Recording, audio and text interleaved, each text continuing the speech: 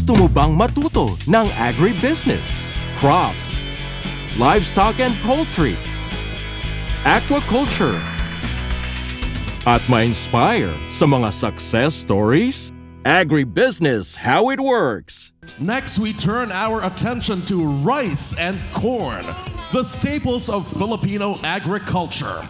This panel is once again moderated by Mr. Buddy Gansenya, with guests who are advancing sustainable and efficient practices in these vital sectors.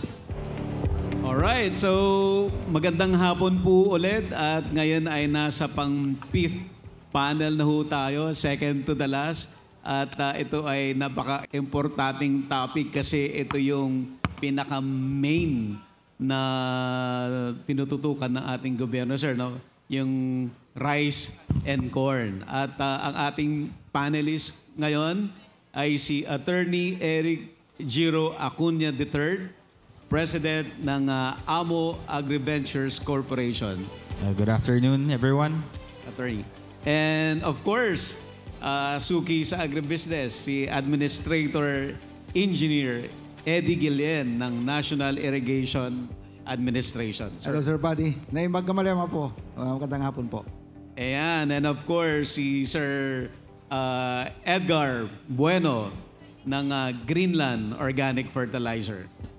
In behalf of Greenland, magandang hapon po sa kanilang lahat. Sir Buddy, congratulations. Thank you, sir. Alright, umpisahan po natin. Ano po ba ang status ng rice and corn industry sa Pilipinas? Admin? Well, sa atin po, nakita niyo naman, kulang pa tayo ng ating produce, no? I think around 2.5 million metric tons pa na bigas ang ating kakulangan, ano? So, yan ang ating tinitingnan ngayon kung paano natin siya maabot, paano tayo maging rice sufficient. Po ang ating kalagayan. And of course, pagdating naman sa corn saniya, ang ginagawa naman po natin is yung mga dulo ng irrigation facilities natin. Kasi, alam mo, yung mga dulo ng irrigation facilities, medyo may problema sa patubig. No? So, yun ang ina-encourage sa ating mga farmers natin. Tinutulungan natin para magtanim naman ng corn. Para hindi sayang yung lupa. Yes po. Attorney Giro, may mga opportunities pa ba para sa rice and corn industry? Well, the rice and corn industry, hindi naman mawawala yan. Kasi rice and corn is a need for everyone. Pagkain natin yan eh. So, answering your first question, what is the problem in the rice and corn industry? I think it's about, first, adaptation. Kailangan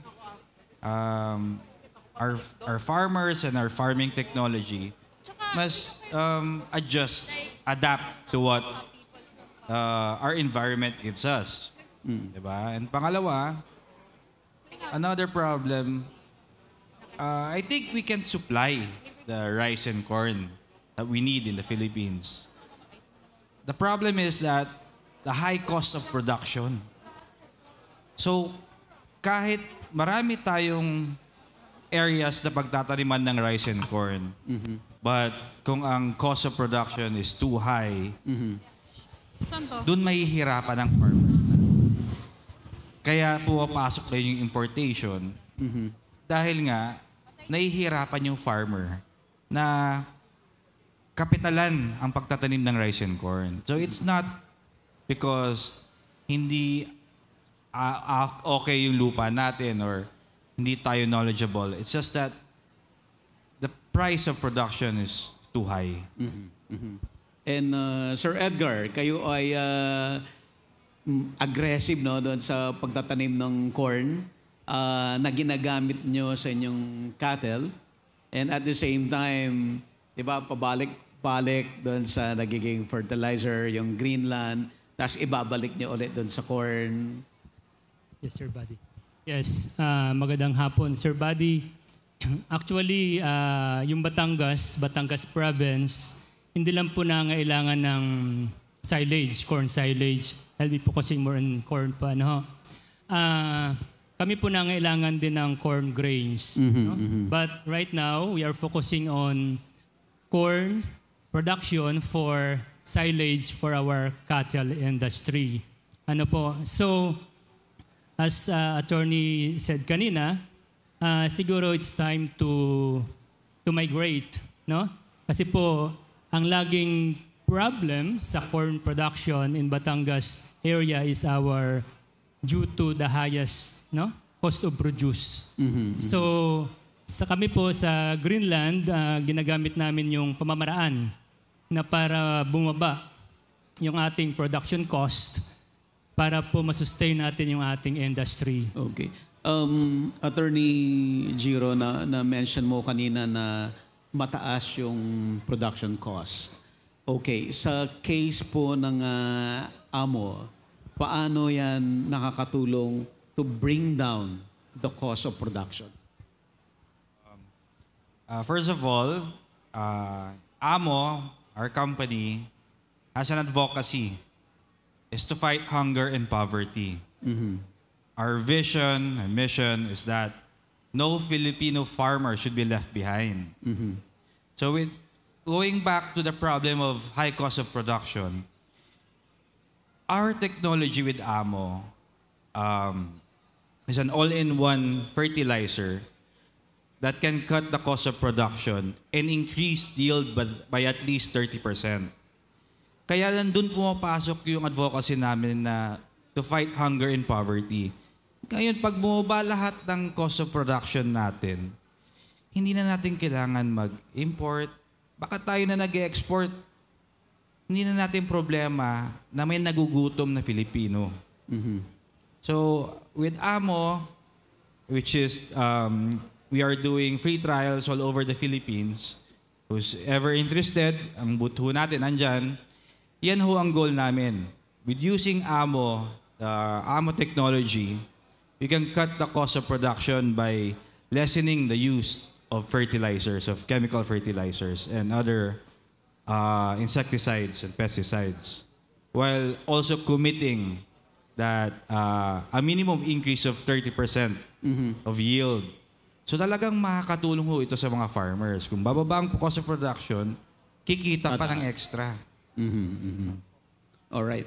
Follow-up ko lang kay Sir Edgar. How about dun sa case ng Greenland? Nakakabawas din ba kayo doon sa cost of production? Yes, Sir Buddy. Actually, with this new approach in corn production, corn farming, siguro po we have to address the challenges. First, doon po sa ating fertilization. Siguro po panahon na pupunta na po tayo doon sa balanced fertilization. No? Sa ating soil, we have to address to increase our soil organic matter, no? With the aid of our organic fertilizer. And then, second, of course, sa balanced fertilization, kailangan po natin siyang i-combine with our basal fertilization with our spraying. For example, with the products of attorney. And then third, siguro po yung ating management, no? Management natin sa pest, weeds, and whatsoever. So tingin ko po, yun po yung pinaka-secret natin doon sa ating corn production. Admin Guillen, doon sa case po ng NIA, ano po yung mga ginagawa nyo ngayon para ma-increase yung production ng rice natin? Well, yan actually ang number one na problema ng ating sa agriculture, Sir Buddy, yung low productivity na tinatawag natin. Sa NIA po ngayon, of course, tumutulong po kami para makapag-irrigate pa ng mas maraming lupa kasi pag may irigasyon, ay talagang tataas ang productivity ng ating mga farmers. Unfortunately, doon sa 3.2 million metric tons na potentially irrigable sa buong Pilipinas, nasa 2.2 pa lang tayo. Kulang pa tayo ng 1 milyon para talaga tayo po ay maging rice sufficient or food sufficient tayo. Kaya nakita niyo po ngayon dito sa ating gobyerno, ang ginagawa ng ating Pangulo kasi, ang gusto niya talaga kasi, dapat magtulungan yung iba't ibang agency like, for example, NIA. Ito ngayon, yung DPWH, ano? Sabi niya, dapat ibahin natin yung konsepto. Sabi niya ng, di ba? O uso yung flood control ngayon. Ang gusto niya, dapat meron mo ng impoundment na malaki. Isipin mo we have 18 major river basins sa buong Pilipinas. 18. Yung katatapos namin na dam sa Halaor Dam, yung 3 dam na yon, 6 na bilyon lang yon. Yung 3. No?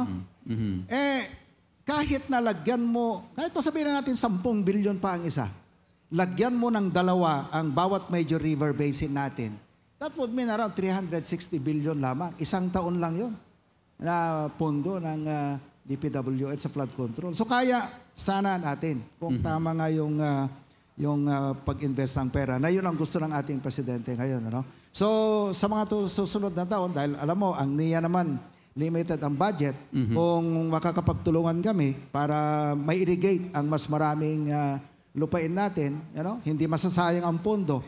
Ang dapat kasi rito, yung project ng gobyerno, naka-triple bottom line concept. Yung kasing flood control, environment and social lang yan eh. Wala namang economic ka na yan eh. Pero kung gagawin mo yung isang sabo dam, yung sedimentation control yan, tapos i-connect mo na yung irrigation ngayon, di nakatipid tayo ng pera, meron kang flood control, meron kang irrigation, yung high dams namin, meron kang power generation, may bulk water, kasi multipurpose na ang gamit ng NIA water rights ngayon, meron kang aquaculture, may tourism. So, doon tayo papunta. Yung nung huli kami nag-meeting, ito ang gustong patutunguhan ng ating Pangulo. Kaya kita mo, kinanggal niya lahat yung pondo ng flood control. Ano? At yung iba nga sa atin. So, anyway, sa NIA ngayon, meron kaming 3 na malalaking project this year. Yung Balog-Balog, sa Tarlac, ang tagal-tagal lang hindi natatapos yun. Tatapusin natin ngayon. Ano? Yung Tumawini River Impounding Project sa Isabela. Yung Ilocos Norte, Ilocos Sur Abra Irrigation Project. Malalaki po yun. Ano? And then susunod namin yung Panay River Basin dito sa Panay Province. And then marami tayong ginagawa ngayon sa Mindanao. Kaya irrigation po ang kailangan natin. Pero bukod doon, Sir Buddy, ang ginagawa pa ng NIA ngayon, iniiba natin yung cropping calendar. Yes. No? Opo. Kasi ang cropping calendar natin, pambihira, nagtatanim ang mga farmers natin sa panahon kung kailan tag-ulan, bagyuhan yan eh. So ang ginawa ng NIA, binabago namin yung, meron kaming climate smart agriculture na tinatawag ngayon, merong weather forecasting system ang NIA na may AI technology, binago natin yung cropping calendar. So, imbes na December kami magtanim at saka June or July, ginawa namin, i-move natin ang October yung iba. Pantabangan area, yung October na siya.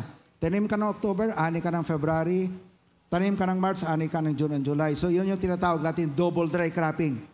Para mas mataas ang magiging yield dahil maaraw, mas mataas ang production, kasi yun ang tinatanong nyo kanina, mas safe pati, tataas pa yung cropping intensity natin. So, yun po ang ginagawa ng NIA.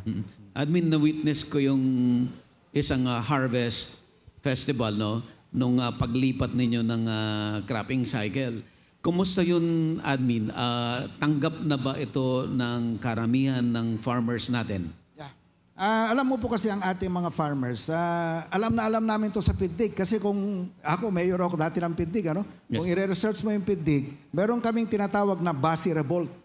Pinagbawalan kami ng mga Kastila noon na magtanim ng tubo, yung ginagawa namin Basi.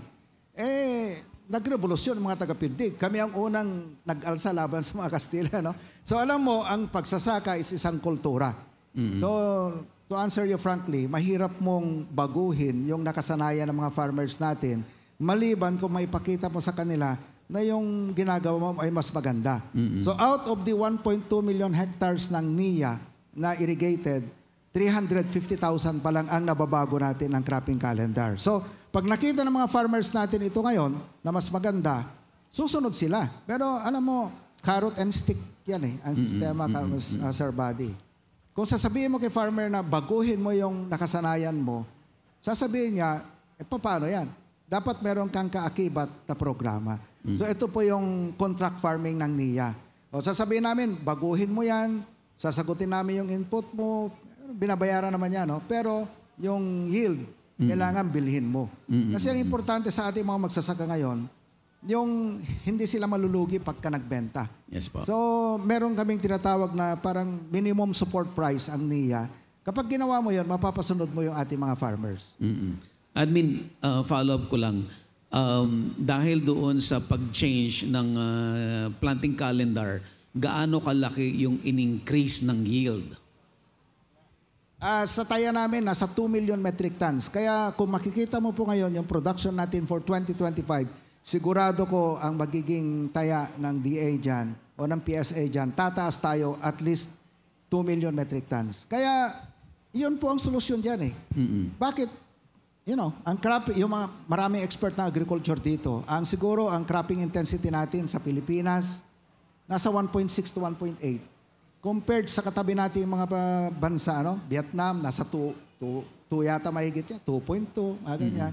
May increase lamang natin yung cropping intensity natin ng nasa 2.2 kahit wala na tayong additional area na ma-irrigate, rice sufficient tayo. Sir Edgar, sa case naman ng corn, ginagamit nyo hindi lang sa silage, no, pati sa grain. Yes. Gaano po kalaki yung demand na to? Okay. Sa ngayon po, with the growing population ng Pilipinas, at saka with the increasing number of livestock and ruminants farmers, no? So yung corn produced will go side by side. Dapat po sumabay or else magugutom yung ating mga alagang baka pag hindi tayo magtanim ng mais. Tama po si engineer, no? Na we have to adjust our planting calendar. By doing so, ang laki po ng potential ng iakyat ng yield. For example, ako po pag magtanim ako ng mais during wet season, so ang dami pong challenges, no? Andyan yung typhoon, of course, post-harvest, paano ko siya i-harvest? Nakapag-standing crop ako, hindi ko siya mai-harvest. But pag ilihis ko siya ng konti yung aking planting calendar, maganda po yung paroroonan nito because during my harvest time, is hindi na po maulan, no? Yung yield, like for corn, no? Alam naman natin ang pakahirap i-address ng corn pag rainy season. So, napakaganda po noon, of course, ang laki po ng usage, no? Ang siguro po ang i-follow up ko lang po sa sagot ko na sa corn production, pag nilihis ko ang aking planting calendar during rainy season, siguro it's time. Yan na pong aking crop rotation sa aking land. And then during the peak harvest, doon naman ako magsa-silage abundantly. No? Siya po yung aking buffer stock during wala akong plant, no, sa aking lupa. Pangalawa po, by adjusting my planting calendar, hindi lang po tingin ko crop pati disease, pest, ma-address ko po siya and weeds and so on. So napakaganda po, napakalaki pa rin ng pagkukulang ng corn industry sa livestock natin. Sobrang laki pa po. Dapat po ay hindi din tayo titigil, no? At saka with the help of the engineer, dapat po yung ating, hindi pa po actually na yung full potential natin no? And then yung pangangailangan po, sobrang laki pa po talaga sa livestock natin. Yes. Attorney, yung mention kanina na it's an advocacy, no? Yung amo. Ano po yung mga challenges nyo dito? Well, syempre, one of the challenges is that our farmers, ayaw nila mag-adapt. So every time when we go around and do our seminars, we always tell them, hindi namin binabago yung kaalaman nyo, yung nakasanayan nyo. We just want to add. Baka dagdagan natin yung kaalaman nyo na ito yung mga bago na magandang makakatulong sa inyo. And then when we do our trials, they see their demo, nakikita nila na, okay, totoo nga. So is to see is to believe sa kanila. Huwag nakikita nila yon, andun na, nakikinig na sila. Pero yun nga, one of the issues or the problems would be yung adaptation nga ng farmers. Dahil mahirap nga na ano yung nakasanayan nila, babaguhin mo. So we tell them, hindi namin binabago, dagdagan lang natin. Alright. So may mga questions po ba tayo sa audience? Okay. While waiting po doon sa mga questions, Sir Edgar, given yung situation natin ngayon, may potential ba para sa mga gustong pasukin ang corn production for silage and for grain? Potential. Tingin ko po, sobrang laki pa po ng potential. No? Ulitin ko po, with the growing population, at saka po yung growing numbers of farmers, ang laki po ng potential. Ang kinagandahan po, Sir Buddy, no? Salamat sa agribusiness na ginawa itong avenue na ito. For example, ako po, newly, and I'm planning to get into. Andito na po lahat, no? So, andito na lahat siya ngayon. Makikita mo na dito sa venue na ito, from land preparation, andyan po yung sari-saring machineries and implements. When it comes to fertilization, andyan naman po yung ating government support, andyan din po. So tingin ko po ang laki pa po ng potential, no? Ng corn to be grains and to be silage. At saka po yung ating livestock, keep on growing din po siya. So nangangailangan din po ito. I think it is the right pagkakataon, no? Na yung ating corn silage ay intensify na rin natin siya. Before, nahihirapan po tayo, kami, lalong-lalo na, no? So kaya namin magtanim, kaya namin mag-standing crop, mag-harvest. But sa ngayon, kailangan po natin yung tulong, no? Ng mechanization, proper mechanization to address that post-harvest sa silage. Gusto po namin malinis yung silage namin. Wala siyang toxic na ipapakain sa ating animals and so on and so forth, no? So salamat sa agribusiness at na may ganitong avenue, no, for us to decide, for us to, you inspired us more, Sir Buddy. Thank you. Alright. So mayroon na ho bang question? Good afternoon po sa lahat, lalo na sa agribusiness. Thank you. Ang question ko po bakit po yung mais na itin na variety, isa lang ang bunga, minsan dalawa. Sa Amerika po kasi may nakikita akong variety, umaabot 6 to 7 na bunga. Sa corn po ito? Popcorn. Sir Edgar, kaya nyo bang sagutin? Sagutin ko po, Sir Buddy, sa Sige experience ko lang po. Sa Pilipinas po, si Juliana's Cattle Farm, we are into corn farming, production for almost 10 years. No, so sa experience po namin, hanggang dalawa lang po Dalawang kab lang po talaga yung bunga sa isang puno ng mais. But in doing so, at saka po once na ma-fertilize natin siya, kami po'y satisfied na po sa output.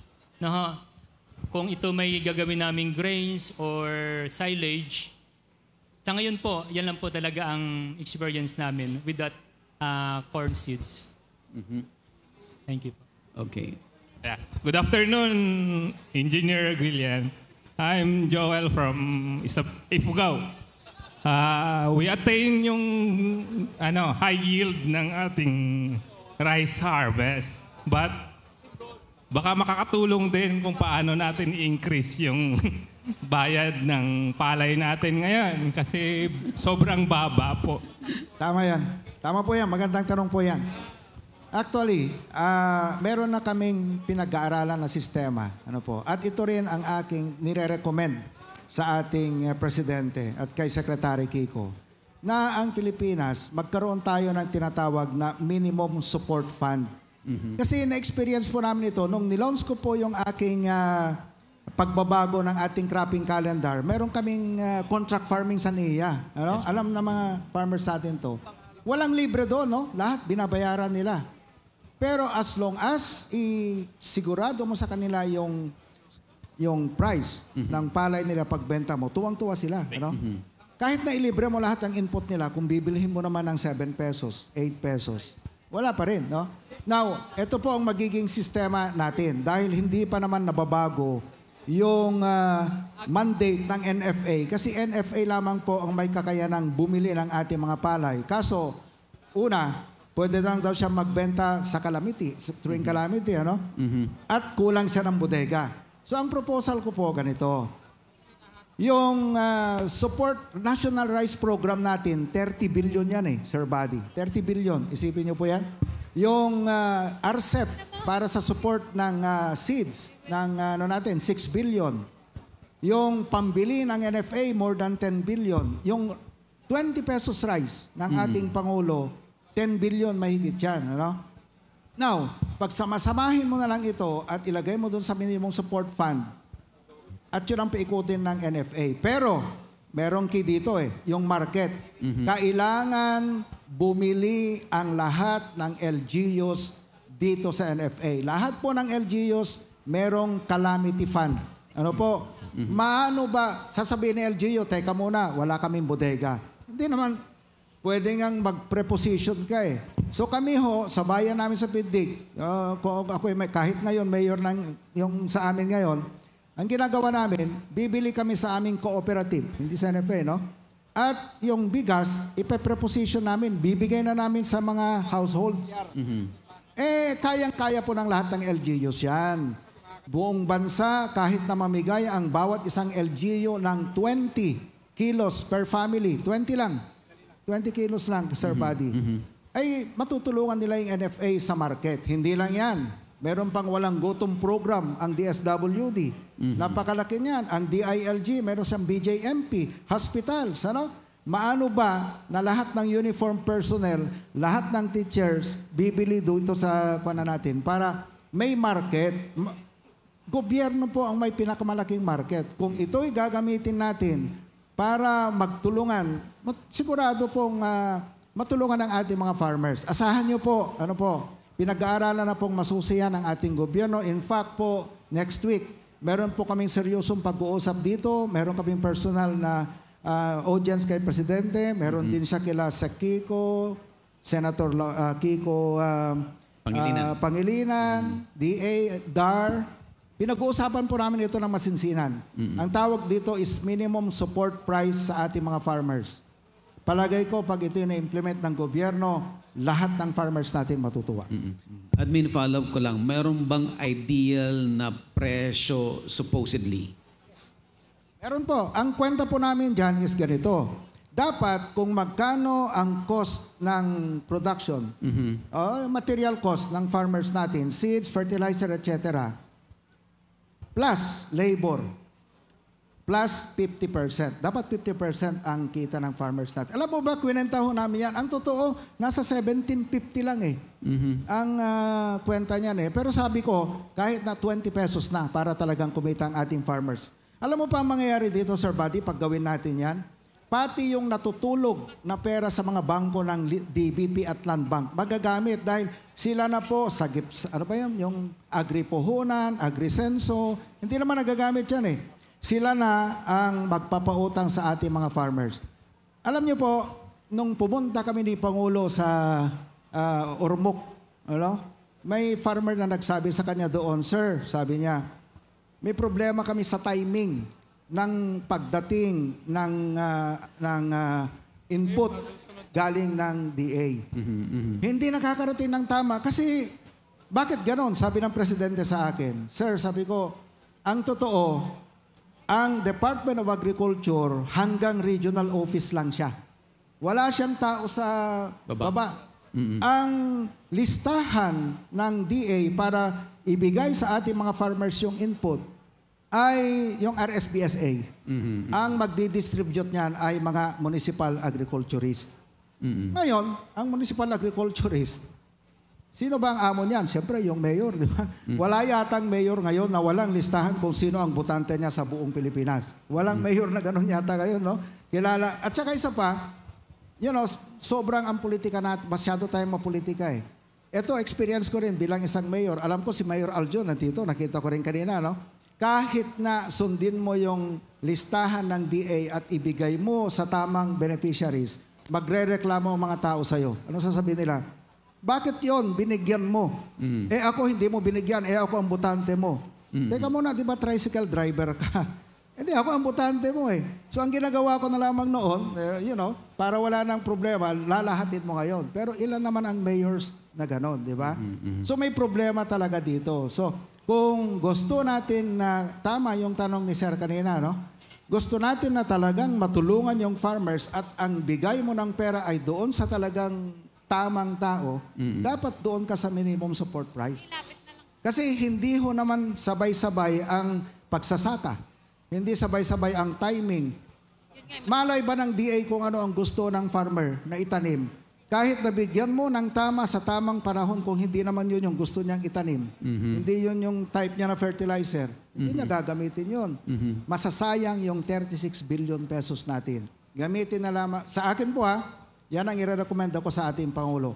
Gagamitin na lamang natin yan na para sa pambili ng produkto ng ating mga farmers. Ayan. Sana admin mag-grant yung gusto nyong gawin. Thank you. Meron Thank pa you po po. bang Thank question? you po, Engineer. Sana mahabol natin this coming cropping. Hindi, kahit ngayon, kahit next week, kaya yan. Basta't puno po lahat ang bodega ng NFA. Kung lahat ng local government units sa buong Pilipinas bibili, mag-order sa NFA, kahit po next week, pwede na ulit silang magbili ng palay sa inyo. Kahit ho, dagdagan ng Pangulo ang pera ng NFA, wala naman siyang bodega eh. Di ba? It takes time bago ka makapagtayo ng bodega. So, ang ibig ko lamang pong sabihin dito, hindi po lamang sa ating Pangulo ang solusyon. Hindi lamang sa DA, hindi lamang sa NIA. Lahat tayo rito dapat tulong-tulong. Pati, lalo na yung LGUs. Di ba? Namimigay ang LGUs kasi, ganito po kasi yan eh. Calamity Fund, may 5% ng IRA, ng NTA, ng LGU para sa Calamity Fund. 70% yon para sa pre-procurement. So kung lahat lalo na dito sa Manila, ang laki ng Calamity Fund nila, di ba? Di bumili na lang lahat ng mayors, lahat ng governors, at ipamigay na ho sa lahat ng taong bayan yung para yung pag-slow down ng ekonomiya natin dito sa nangyari sa ating construction industry, at least man lang, babawi tayo dito sa family consumption. Which is, ang talaga naman bumubuhay sa ekonomiya ng Pilipinas, yung family consumption eh. Kung titignan mo, kahit walang gagawin ang gobyerno na galaw, nasa 5.5 pa rin ang growth natin because of Filipino family consumption. Yan ang katotohanan niyan, Sir Buddy. So pwede natin po itong habulin. Lamang, kailangan magtulungan. Yun lamang po ang solusyon. Alright. May ibang question pa po bago natin i-close yung discussion? Okay. Attorney, any word na para sa audience natin na to encourage them na may potential pa rin ang rice and corn farming in the Philippines? Well, it's not about potential in the rice and corn industry in the Philippines. It's a need. So let's not talk about potential. Pag na-solve natin yung issue about the cost of production, which is we are doing right now with our advocacy of fighting hunger and poverty, it's not about it's about supplying or dapat lahat tayo hindi nagugutom. No Filipino will be hungry. It's not about potential. Dapat yun ang ultimate problem is to solve that. Walang magutom na Pilipino. Admin, final word. Well, ito po, ito lang masasabi ko sa inyo. Yung direksyon ng ating presidente ngayon para sa food sufficiency, kasi ang gusto niya, minsan hindi natin maintindihan yung sistema. Sabi ng ating presidente, gusto ko murang pagkain pero kikita ang farmer. Sabi kaagad ng iba, paano mangyayari yan? Pag murang pagkain, di si farmer, lugi kaagad, di ba? Ito ang ginagawa ng ating pamahalaan ngayon. Alam ko po ito dahil kasama ako doon sa Convergence eh. Meron kaming convergence projects kasama ang DA, DSWD, DAR, lahat ng pati DOLE. Ang sistema ko dito, dapat may economies of scale production. Number 1 po sa negosyo yan. So ang ginagawa ng NIA ngayon, lahat ng Irrigators Association namin, binubuo namin na cooperative per town. Okay? Per town. At lahat ng nabubuo namin cooperative, binibigyan ni PhilMec ng rice processing system, farm equipments, para, mas inclusive siya dahil mas marami yung members. Para, yung farmers natin, ma-capture nila yung whole value chain ng rice production. Hindi lamang napupunta kay trader. Isipin mo, Sir Buddy, ako yung mother ko, taga Cagayan, ako taga Ilocos, di ba? Yung mga palay namin sa Cagayan at Ilocos, pumupunta lahat sa Bulacan. Halos lahat. Nasisira ang kalsada namin sa Ilocos at sa Cagayan dahil dyan, So isipin mo, kung lahat sana ng towns, lahat ng provinces, merong kanya-kanyang sariling rice processing system, yung value added, which is, by the way, 20 pesos per kilogram of rice. Kahit na 1,000 lang na hektarya yung ma-consolidate mo, that would mean around 10 million metric tons of palay. 5 million kamo na lang na rice. So, times 20, ang ma-capture mo sa isang locality, sa isang munisipyo, will be 100 million pesos per munisipyo na yon. So, iikot yon babalik sa farmers yan through dividends and patronage refund. Iikot yon sa local economy. Kaya yung gusto ng ating Pangulo, hindi lamang magtatapos sana ang kita ni farmer doon sa time na magbenta siya ng palay. Meron pa siyang dividendong hihintayin sa kanyang kooperatiba. Napakarami na hulong na ibigay ng PhilMec. For 2025 alone, mga 150 units, buong Pilipinas yan. So, unti-unti naman po. Pero sinasabi ko po sa inyo na tama ang direction natin.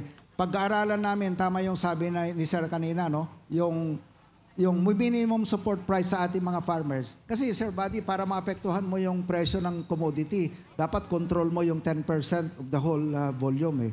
So, palagay ko, pag ginawa natin yon, masutuwa na yung farmers natin. Hindi na lang sila producers, kundi kasama na sila doon sa... ang farmers kasi natin ngayon, sa liit ng kita, producers lang sila Ang gusto ng Pangulo natin, maging consumer din sila. Maging tutulong din sila dito sa ating ekonomiya. So, may pag-asa po. Huwag kayong mag-alala. Gagawin po natin lahat ng paraan. Ayan. Sir Edgar, final word. Final word, lalo po dun sa mga kapwa kong magsasaka, magbabaka. So, wag tayong tumigil sa pagtatanim. Wag tayong mabahala kung ating taniman maliit. It's time to start.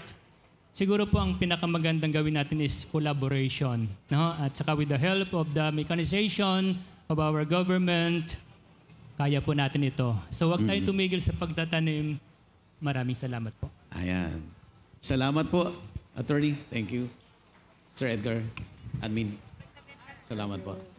We ask our panelists from the Rice and Corn session to remain on stage for the awarding of plaques. Let's show our appreciation with a round of applause.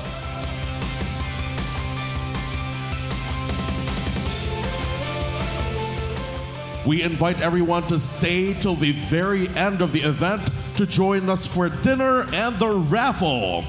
We will also give away loot bags. Once again, we invite everyone to stay till the very end of the event to join us for dinner and the raffle. We will also give away loot bags.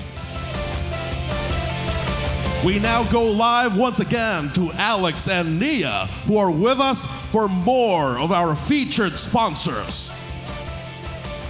Tuloy-tuloy! Tuloy-tuloy pa rin tayo sa booth hopping. Dito naman tayo sa Amo booth. I am with Sir Kevin Camacho. Sir, what do we have here at the booth? So magandang hapon po sa ating lahat. Meron po tayong Amo PGE or Amo Plant Growth Enhancer. We also have 10 grams po yung maliit. So ito po yung for giveaways. So ito pong Amo Plant Growth Enhancer or ito po ay isang organic fertilizer. Good for all commodities po. Pwede po sa palay, mais, gulay, fruit-bearing trees, and ornamental plants. So, pwede po halos sa lahat. some of the participants po is alam na ang amo. So, yung mga bagong participants po, ang most questions is how to use, what is the benefits. So, ito pong amo is 18-in-1 na rin. Meron siyang biofungicide, biobactericide, plant growth enhancer, soil ameliorant, and many more po. Again, you guys can visit our booth dito sa side na to. Again, Amo, here at Amo booth, they are ready to answer your questions. Sir, pinag-usapan natin kanina, no? Frequently asked questions dito sa Amo ay how to use, mga sakit sa palay. Ano, sir, yung recently mong mga specific na questions na na-receive? So, yung ano po, yung sa mga sakit-sakit ng palay, yung pagyeyelo ng dahon.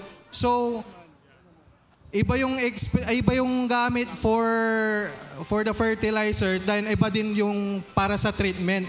So, for further questions po, or para sa katanungan pa rin, punta lang kayo sa booth or yung binigay naming protocols po, yung sa leaflets, flyers namin. Tawag lang po kayo doon, sasagot yung mga technicians namin. Thank you so much. So when they go to your booth, they can ask very specific questions. As specific as those na mga sinabi natin kanina. So guys, again, just list down your questions. Punta lang kayo dito sa booth. Amo is ready to give you clarity. Okay, now we're ready to give the spotlight to Nea. Hi, Nea! Thank you so much, partner Alex. So we're moving along to Greenland with Sir Edgar Bueno. Ayan, Sir Edgar, thank you so much at nakarating kayo. Galing pa po kayo sa panel discussion. So I'm very excited to ask him questions. So first question ko po is, what is Greenland and ano po yung sino-showcase nyo today? Hello, good afternoon. Greenland Bioorganic Fertilizer is a subsidiary of Nadine's Marketing. Sino-showcase po natin ngayon ang ating 100% chicken manure, processed chicken manure for all crops. Specifically po, sa ngayon ginagamit namin siya sa aming corn plantation. Pwede po siya sa rice, sa corn, sugarcane, citrus, vegetable, almost all crops po. And so actually, sir, may question ako dito kasi napansin ko to. And I think samples po ba to? Do you give it to our audience as well? Can you tell us more? Yes po, ito pong ating sample ay para po sa lahat, no? Dalo lang po kami sa booth namin, Greenland, para po ito sa lahat bilang pasasalamat namin sa inyong pagdalo. Tapos lastly, sir, kasi I think some of our audience nahihiya sila magtatanong sa mga booths. So siguro, sir, sa mga gustong malaman yung ganito or sa mga beginners, what can they learn pa po kapag they visit in your booth? Do you also give advices po ba? Ganun. Okay, once na dumalaw kayo sa aming booth, bibigyan namin kayo ng sample. Ando na rin po yung aming contact numbers, protocol, kung paano siya gagamitin. So wag po kayong mahiya, lumapit lang po kayo sa aming booth. Thank you. Thank you so much, Sir Edgar. Ayan. So before we proceed, our guests, don't forget to have a copy of this bingo card for all our booths. So lahat po ng booths nandito. So you can check it out, have it stamped, and yun lang. And that's what we have here on the ground. I am giving the mic back to the stage. Thank you. Agribusiness merch is now available on Shopee and Lazada. Agribusiness, how it works. Instruct, inspire, succeed.